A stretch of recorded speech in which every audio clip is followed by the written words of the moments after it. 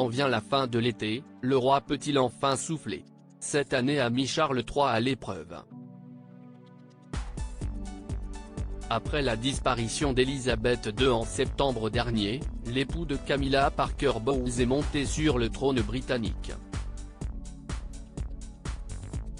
Il a alors fait face à quelques réticences de ses sujets, aux attaques de son cadet Harry avec une série Netflix et un livre, pour finalement se voir couronné sans accroc, ou presque, en la magnifique abbaye de Westminster au printemps.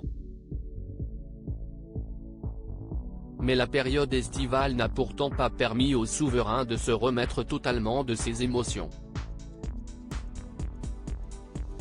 En effet, fin juin, celui-ci a dû faire face à une nouvelle épreuve avec la tragique disparition du Titan.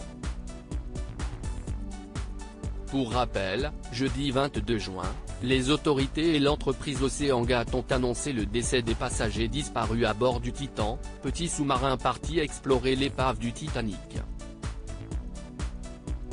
L'équipage, composé de 5 personnes, avait cessé de donner signe de vie au Polar Prince, le bateau de recherche canadien chargé d'escorter le submersible, peu de temps après son départ.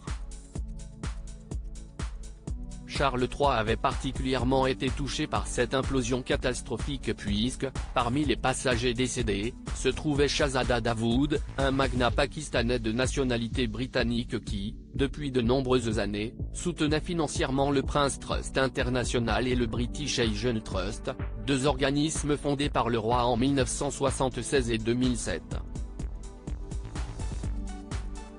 Supérieur à Charles III, Kate Middleton et William, retour en images sur le second couronnement en Écosse. Le rejet d'un peuple, la guerre d'un fils. L'été de Charles III est venu s'assombrir une nouvelle fois en juillet, lors de son second couronnement organisé en la cathédrale Saint-Gilles d'Édimbourg, en Écosse. En effet, ce nouveau sacre n'avait pas été au goût de tous. Cette cérémonie n'a pas du tout la bonne direction. Elle ne satisfera personne et n'a qu'une faible légitimité historique, avait ainsi déploré Alex Salmond, ancien Premier ministre écossais.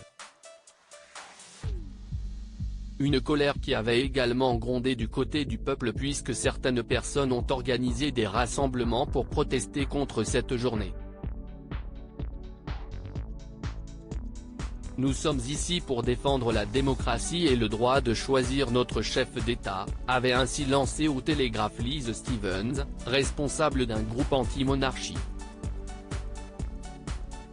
Mais alors que la rentrée approche à grands pas, le roi ne serait pas encore au bout de ses peines et sa querelle avec le prince Harry pourrait être ravivée. En effet, celui-ci sera de retour au Royaume-Uni au début de mois de septembre à l'occasion des Invictus Games, mais aussi pour la remise de prix de l'organisation caritative Wellchild.